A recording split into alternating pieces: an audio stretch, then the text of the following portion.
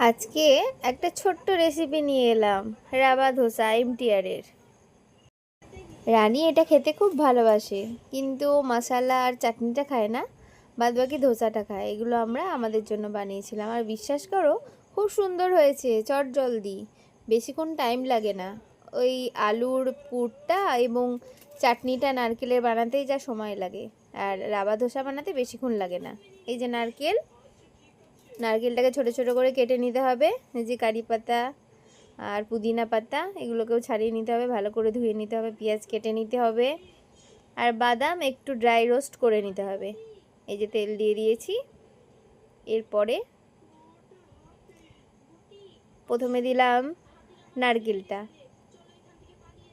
ওটাকে কিছুক্ষণ ধরে একটু হালকা নুন দিয়ে ভেজে নিতে হবে।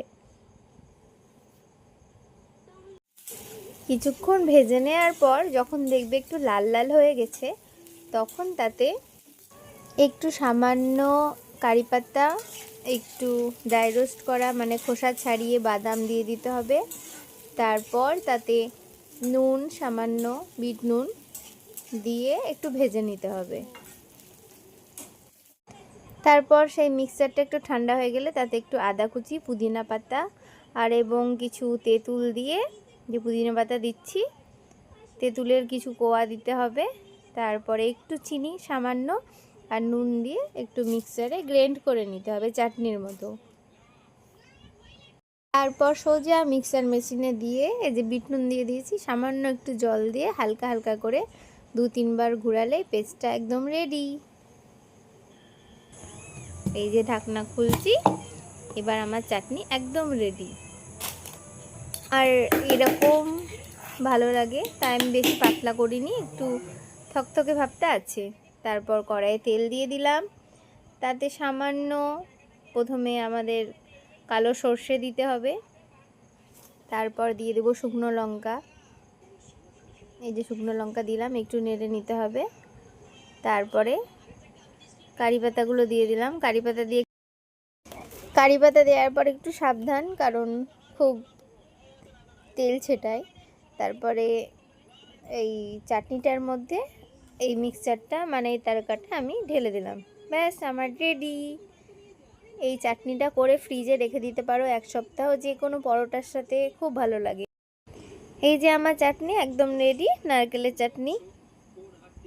এবার আসি আলুর পুরটা তৈরি করার জন্য। মশলা ধোসার যেটা আলুর পুর, আলুটাকে প্রথমে সেদ্ধ করে নিতে হবে নুন দিয়ে। তারপরে তেলে একটু কালো সর্ষে, কারি পাতা, শুকনো লঙ্কা, কাঁচা লঙ্কা ফোড়ন দিয়ে আলুটাকে হালকা হাত দিয়ে ম্যাশ করে দিয়ে দিতে হবে। তার মধ্যে ভাজা বাদামগুলো, নুন, হলুদ, সামান্য পরিমাণে একটু বিট নুন, একটু চাট মশলা, আর নামানোর পর একটু সামান্য হালকা লেবুর রস দিয়ে দিলে, একটু ঠান্ডা হওয়ার পর দিয়ে দিলে রেডি এই মশলার পুর আলুর। এটা ধোসার সাথেও খাওয়া যায়, আর রেখে দিলে পরবর্তীতে অন্য কিছু পরোটার সাথেও খাওয়া যায়। এরপর ধোসা ব্যাটারটা বানাবো। এই যে এমটিআরের রাবা ধোসা নিয়েছি, কারণ এটা খাওয়া খুব ভালো, সুজিটাও খাওয়া হয়। এই যে তারপরে আমরা প্যাকেটটা কেটে নেব। কাটার পর সামান্য একটু দই আর সামান্য জল দিয়ে মিক্সার করলে রেডি হয়ে যাবে আমাদের এই রাবা ধোসার মিক্সচারটা। এই যে বাটিতে পরিমাণ মতো ধোসার ব্যাটারটা দিয়ে তারপরে টক দই দিয়ে দিচ্ছি। এটাকে হালকা হাতে আগে মিক্স করে নিতে হবে। হাতে চামচ থাকলে চামচ দিয়ে মিক্স করবেন, বা এরকম হ্যান্ড বিটার থাকলে সেটা দিয়ে মিক্স করে নিতে হবে। তারপরে সামান্য একটু একটু জল দিয়ে মেশাতে হবে। এই কাজটা আবার আমার মেয়ে করতে খুব ভালোবাসে, বলে মা আমাকে একটু দাও, আমি একটু মেশাই। সেও একটু আমার সাথে কাজে হাত লাগিয়েছিল। ব্যাস, রেডি হয়ে গেল আমাদের ধোসা ব্যাটার। 5 মিনিট রেস্টের জন্য রেখে দিতে হবে ঢেকে। তারপর চাটুতে সামান্য গরম হয়ে গেলে একটু জলের ছিটা দিয়ে একটা পরিষ্কার সুতির কাপড় দিয়ে মুছে তার মধ্যে, এরপর তাতে ব্যাটারটা দিয়ে দিতে হবে 2 হাতার মতো। তারপর হালকা হাতে ওটাকে গোল গোল গোল গোল করে ঘুরিয়ে নিতে হবে, রুটির শেপ দিতে হবে হালকা হাতে, আস্তে আস্তে। দেখবে ওটা আপনি আপ কি সুন্দর ছড়িয়ে যাবে, বিনা খাটনিতে, চাল ভিজানো ছাড়া। তারপরে বেটে আবার ঘন্টার জন্য রেস্টে রাখা, তার থেকে এই ধোসাটা রেডি টু মিক্স খুব ভালো, চটজলদি হয়ে যায়। এটা আপনারা ব্রেকফাস্টেও খেতে পারেন, ডিনারেও খেতে পারেন। তো আজকে আমরা ডিনারে এটাই খেয়েছিলাম।